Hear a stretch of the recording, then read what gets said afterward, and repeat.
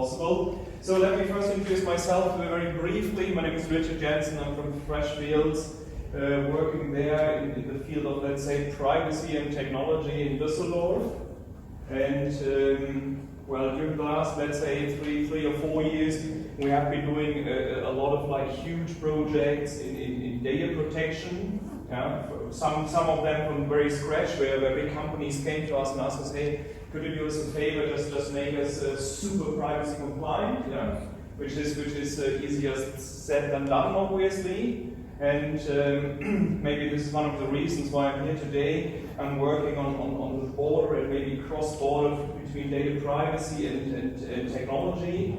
So we're doing a lot of big projects. For example, the rollout of Siemens MindSphere, which some of you might already know, a very big industry platform where companies can basically run their applications on an IoT platform and control the machines and maintain the machines from any place in the world.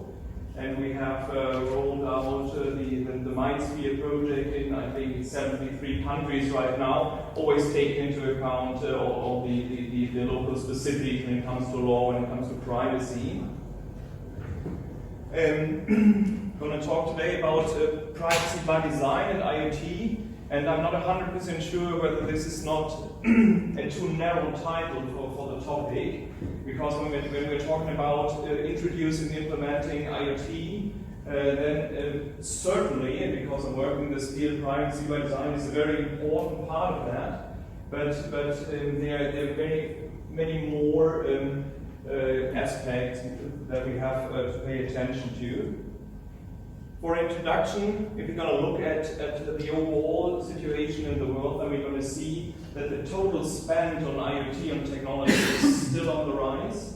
Yeah? So companies that are already heavily invested in digitalization and technology are still investing even more. PwC found out that the numbers are exceeding $700 billion already.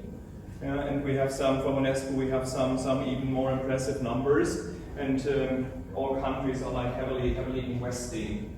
So it's about fair to say that IoT and digitalization is one of the main parts of industry already now and will be in the future as well. With the increased meaning of IoT in the investments, the risks obviously are on the rise as well. Yeah? So if I'm about to introduce and implement a new IoT product and want to bring it and spread it to the world, then I have a regulatory framework which is, to say the least, complicated. Yeah? And this is not limited to data privacy. As you can see, there are a lot more thoughts you have to put into. So when you're about to implement a new business model, you obviously have put some thoughts into what this business model should look like. Yeah. Then you're gonna think about the technical setup and even the corporate structure. Let me make an example to make this a bit more hands-on. So if you're about to collect data, yeah, for whatever, for a new application to process health data, to overwatch diabetes or something. I'm going to come back to this example a bit later on. Yeah? Where you're going to store all this data. And what we see, for example, is companies building own entities, data codes, where they put all the data in, yeah, and where they can ensure that they across the group have like comparable standards. Sometimes it's easier to control one entity which takes care of all the data processing and has decent security in place, for example, to make sure this data is kept well and secure. Yeah. Then you have to, we heard about this in the beginning, you have to think about cooperation partners, for example, yeah, with whom I'm going to share my data, whom I'm going to use as a cloud service provider. Yeah. A natural reaction would be, well, let's use AWS, let's use Amazon Web Services to store our data. Yeah. But if you have a closer look at that, you realize, okay, where are they storing the data? And then you realize they're storing the data, for example, in the United States. Or in Belgium. And you think, we have some very specific law in Germany from some tax law, which is merely not allowed to store data in the United States when it comes to financial data. Yeah, or we have some other data. Take Russia for example. Russia has one of the, I don't want to say weirdest, but most surprising and complicated data privacy laws. Yeah, they say if you're processing data from Russian people, this data is going to stay in Russia. Yeah, you're not going to put it somewhere in the United States, obviously. Yeah. So what I want to say is there is a lot of planning necessary when you develop a new product and set up a new IoT service, for example. Yeah, and when it's a technical product, and I'm going to come to some examples a bit later on, and you talk with the engineers. For example, we advise a lot of automakers, yeah, and you come to them and say, hey, we are advising your company in the data privacy law, for example, yeah. Some of them will say, oh, that's very interesting, but I would prefer to go back to work now, yeah, because I'm doing the real stuff, yeah, because we are building cars, yeah, we are not a data privacy heavy company, yeah. And then you ask them, hey, what kind of data are you like processing from your cars? And they say, this is amazing, yeah. We're technically able to send out to our servers 350 different sorts of data from the cars. Yeah, and we already have this built-in opportunity to do so. We're already constantly like pushing forward all the data from the servers, from the cars. Yeah, we just look at data, speed data, how the car reacts, for example. Yeah, and this is and they say, hey, this is personal data, and they say, why? This is just data about the car. Yeah, so very often you realize that there is still let's say misunderstanding between the people who develop the products, yeah, and the lawyers or internal legal departments who like have to bring this to life and make this work from a legal perspective.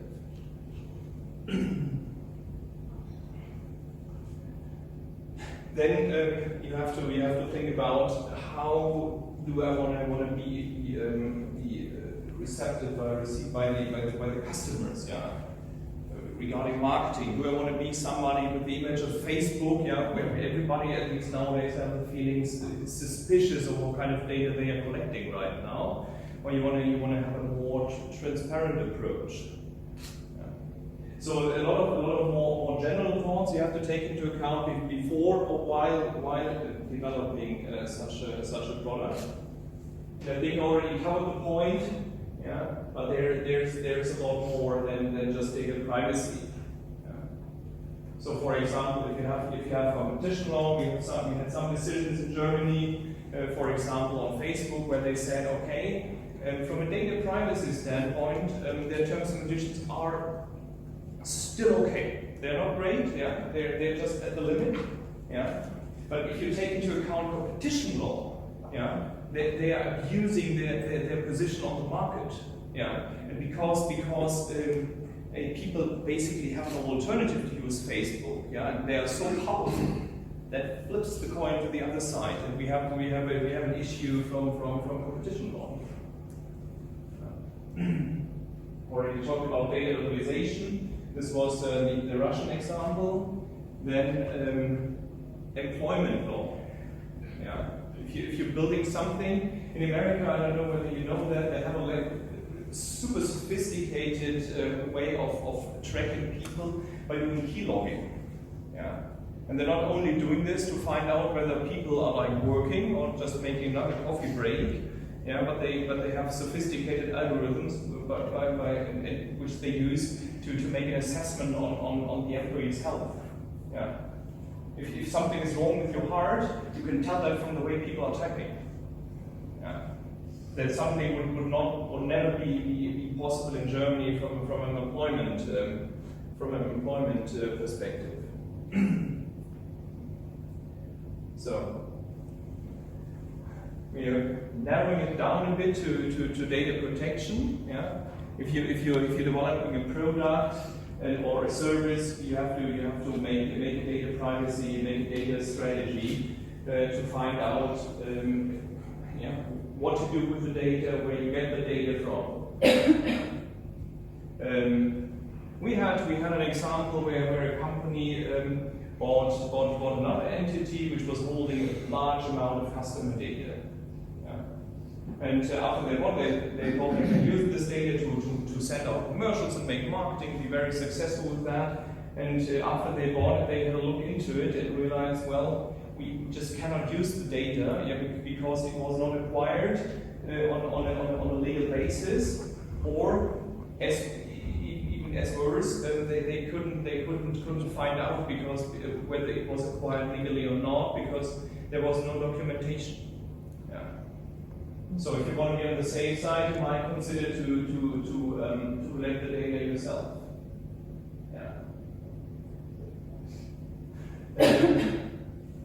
When you're collecting data from your customers, you have to put in place terms and conditions that besides the question of data protection allows you to use the data. Because data is not only protected, but data is let's say property as well. So I'm not going to go through the whole list, and do me a favor and jump in anytime you have any questions or you want to discuss something else. My slides are just only to give a rough idea of what we can talk about. I have a question on whether data is legally acquired or not. Yeah. So if I'm having a contract with you and I want to, let's say, import... If I'm signing a contract with you and I want to import the data from you into my product, right? If as the terms and conditions of the contract would allow me to do that, and all the responsibility on the data will fall upon you, would that be okay? Well, that very much not only depends on the contract I have with the company who's providing the data. This is more like a possibility to allocate risks. Yeah. But the question whether I can legitimately use the data, or it depends on the relationship the acquired entity has to the individuals. Yeah. Also the purpose for which they were initially collected, and also this is my point of view, and also if you can inform the customer after your first contact with him or her. You have the means, if you have the means to contact him, you can use that. I mean, it's the topic of public sources and the fine that was taken in Poland. Yeah. So that was the point. If you do inform the customer that you have his data from public source, you can use it. But the public source should have mentioned that it is collected for the purpose of selling it to others. Yeah. So if you go to the trade registry and you want to have the entire database, because trade registry is not collecting data or putting it for public for marketing purposes. They are putting it for other purposes, like to check if it's real, the company has a representative and with it. So if you want to contact to extend the purpose, I mean, they're not okay. Yeah. No, exactly. So this is a very data specific question, and that's perfectly alright. To make a long story short, if the company who has originally obtained the data told the people, we're never going to share your data with somebody else, you cannot use it. Yeah. And if they said, hey, I collect your data, do you consent to me putting the data or bringing the data, sharing the data with somebody else, then it's going to be okay. Yeah. But this is something you have to look at ideally before acquiring. So yeah, I also ask you something about the first two things there. Of course. Because it seems a very big difference between theory and practice. Yes. Because the first two, when you see the approach to data collection, most of the companies that you talk to and take a background, they said we collect everything. Yeah. As much as possible. The second one, for data selection, we use as much as possible. Absolutely. So how can you go from that, so from 1 and 2 to privacy by design? By teaching companies what is possible and what is not possible. As I said in this example with the automaker, there were basically collecting everything. We asked them, hey, why do you do that? And they told us, you never know when you need those data. Yeah, and it's better to have them instead of not having them. Yeah, and so they put them all on a server. Okay. Yeah. So in the end, they listen to you, or it's just I mean, it's yeah. It's not because they say, if Richard says this is dangerous, you're going to listen to him. It's because Richard says, if you don't listen to us, there's those fines flying around. And then we list the fine like Marriott gets, and Google in France, and British Airways, and they say, okay, it's a heavy fine. We should think about it. Yeah. And then we try to make the business work. Yeah? We're not just staying there and saying we're prohibited to use the data, but we're trying to find ways to use as much data as possible, to collect as much data as possible. But this is a fine line, and when we're discussing the approach data collection, we have to think about what kind of data we really need. Yeah. And I don't know, this is interesting as well. Many of the bigger clients we have who have access to large amounts of data, at least theoretically, thinking about building data lakes and data pools, yeah, where they put all the data together. Yeah, and have very sophisticated ways to tap the data. Yeah, so if they pull up my name from the system, yeah, there's going to show up a list. Yeah, Richard, you can send commercials, you can call him, you can whatever, use this data for statistical purposes. Yeah, this is really like ending up in overall data strategies where they think about. Yeah. If you for example think about the big automakers, yeah, with all the cars, there are so many interesting business models in there. Yeah. For example, if you think about autonomous driving, all the cars have cameras, at least the new cars, yeah. And if you are able to collect all the video material from those cars, yeah, you just push one button, you have the perfect, most detailed map you can ever get. Yeah? Probably way better than Google Street View, yeah? Because Google has not that many cars compared to whatever Audi, Mercedes, BMW, or whatever. So let me try to come to data privacy and privacy by design. When we talk about privacy by design, this is not only like designing a product in a way that we can say data is secure with us, yeah, taking 3 or more firewalls, yeah. But privacy by design basically means the whole set of like getting a product data protection compliant.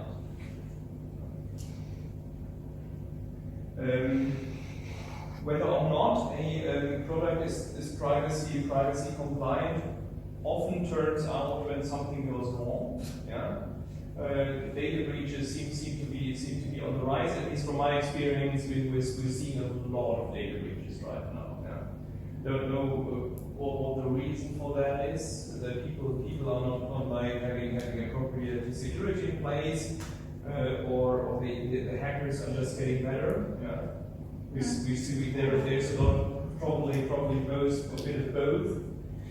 We see hacks that are so well made that it is hard to imagine that this is private persons acting here, yeah, because this is done with a lot of financial effort. And what happens if you have such a privacy breach? It's usually picked up very quickly by the authorities right now. We reported several incidents, for example, the Information Commissioner's Office in London. Yeah, and we were at the beginning we were hoping they're totally overworked. They're not going to look into it, or it takes them a couple of months or something. And in fact, we received questions from them within the next 3 days or something. Yeah. So they seem to be prepared very well, unfortunately, and they're going to raise questions. Yeah? They're going to say, interesting, why didn't you have a two-factor authentication system on your health data? Yeah. And when you have to start looking into this, yeah, at this point, and you developed the product a couple of years ago, that's not going to end up very well probably, yeah, because they're actually expecting you to have good answers. Yeah. The good news of this is, and this is our experience as well, they are not asking for the total and absolute security. Yeah. So because this is just theory and fantasy, it's never going to be absolute security. Yeah. But you have to show them. We have to show them what you have done. Yeah. And I'm not going to make it too like law heavy here, but the GDPR has some basic principles. Yeah, you have to develop your product that it complies with every aspect of the GDPR. Yeah, and you have to be able at any time to show that you have developed the product in compliance with GDPR. Yeah. To whom actually? To the authority, if they're asking for that. What do you think about that? I mean, this is just a random question. Who's monitoring them? What do you think? I mean, I've heard the story now about all the law, and I assume that there's an authority in the middle who is monitoring pretty much the execution of the technical program of the development of an IoT project. Yeah. What do you think? It is not traction? Well, it depends very much on the perspective you take. I think if I speak for Germany, yeah, we are using the same authorities we have been using the whole time. Yeah, we have dedicated data protection authorities which are working on the cases. And if you're not satisfied with what the authority is doing, you can still always go to court and challenge such a decision. What I personally like is that the fines are not going directly into the authority, but because I think this would be, it is in some countries, the wrong incentive. Mm-hmm. Yeah. Even if the idea is nice to help the authorities to build people who know a lot about data privacy to effectively enforce that. But for Germany, I would say the system works pretty well. What we are seeing currently is that there's a lot of like discussions between the regulators. Yeah, they're trying to find the right line. For example, when it comes to fines, Germany came up with a more or less sophisticated calculation model. Yeah, to presume the fine before implementing something. Yeah, so at least we have a little bit comparable. Yeah, there's a lot of discretion in there, obviously. They basically, for example, they say if you have an experience 4 data breaches before, yeah, the next fine is going to be bigger. Yeah, and then discussing the various factors. Even if it's not related to the same, I don't know, vulnerability or. Yeah, it's the American principle of 3 strikes and you're out, basically. 3 strikes. But it's just in the public or private sector? You mean fines for public? What do you mean? I mean, this authority just monitoring pretty much activities on the public sector or on the private one. Both. So Germany is lucky. In some aspects, yeah. It would be good to give us your perspective and in other countries. Would the German authority question your data security that you employed in a certain situation had a data breach? You gave an example with the two-factor authentication, and I think it's a okay. Maybe two-factor authentication is already the norm in most of access to personal data, but at least in theory. But in practice, would the data protection authority in Germany ask you why did you take this kind of technical measure, not the other one? Yeah. Would they have a standard to pinpoint to? Yeah, they do have. They at least do know what the industry standard is, and they would be competent enough to say one-factor authentication isn't. Yeah. And what industry standard is it actually? Is it a code of conduct? Is it it basically depends on what the industry is actually doing. But this is only in a specific industry sector, for example. So two-factor authentication is a good example. That's basically total standard, and then they're gonna make up their mind on the very specific case. Yeah, I wrote it on the slide. Data protection, security measures must be sort of adequate to the risks. Yeah, and this very much depends on what kind of product you're offering or what kind of service. I mentioned the health app where all the health data is collected, which is a great thing. Yeah, you can like have your blood pressure and everything in there, and this is everything is stored on the server. You can exchange it between devices and stuff. And we had a case where there was data in this regard. Luckily, only a white hat hacker, who randomly realized there's a security leak somewhere, and they informed the company, and they were able to close it before something happened. And this is something where the authority would say we need more security, we need the highest standards. But I'm a lawyer, not an IT expert. This is sometimes a problem. So what do we do if the client asks us, hey, what kind of security measures should I implement? Yeah, I'm usually very honest and say I have no clue. And then we have companies we're working with like technical experts, maybe it be Deloitte or PwC or KPMG or whatever. At least people who know the stuff better than the lawyers do. Yeah. What we can do, to give them guidance on how the principles work. Yeah. The more sensitive the data, the more protection you need. Yeah. But assessing what the industry standard is often requires other capabilities than what we can offer. And this is probably one of the biggest problems in this regard when it comes to IoT, because it's more than natural that an authority, if there is a breach, says, okay, if there is a breach, security was insufficient. That's probably, and then you have to like convince them that even though something happened, the measures you took were adequately reflecting the risk. And I mean, there are industry standards when it comes to banking, for example. They have some guidelines. There are whatever some special security laws that are flying around, maybe setting or even rising the standards when it comes to sector-specific processing of data. Maybe by incorporating if you have a group. Sorry? And you can also have, as a company, binding corporate rules, so you can count on them because they were agreed as a standard in the industry.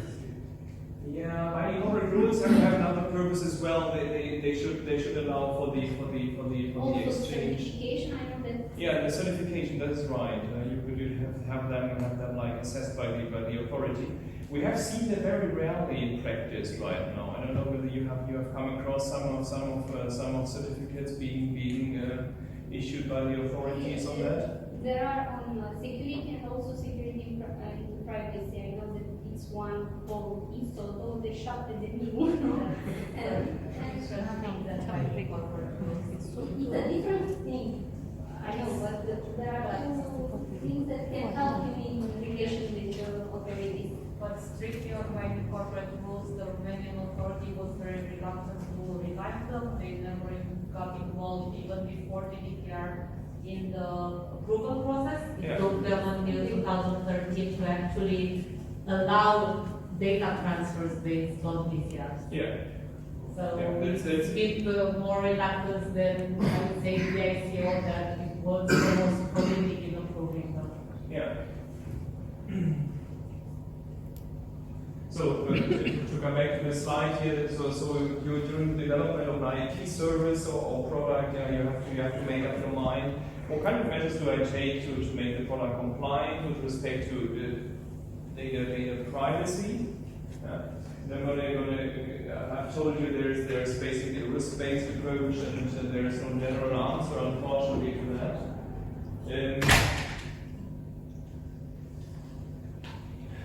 One thing what we are seeing companies are struggling with, and this is probably relating back to the starting point and the starting question, how do we get like the people from the business, the engineers and the automakers and all the people who are doing the real work, who are developing the real product, to speak to us and play during the development process. And let me have you an example. This is a real example. We had an automaker who thought about making a new service offering people the most adequate and accurate weather, which is for example for security reasons. We have so many cars on the street, you can just have if there is out of the sun behind a little mountain or something, there is ice on the street or something. The first car is driving over, the temperature sensors will recognize it's freezing cold on this street, and we're gonna report back, and you could have a live weather map of Germany, Europe, or wherever you want. And they totally developed this product. They were ready to go. They would have just had to push a button, and then somebody from the legal department came across this new project and said, just along for a minute, but this you're processing personal data here. And engineers know that's not personal data, it's just temperature data.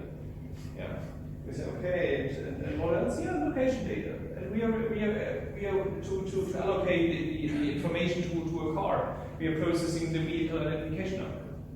And to explain to them in what world is that not personal data, that was kind of a heavy task actually.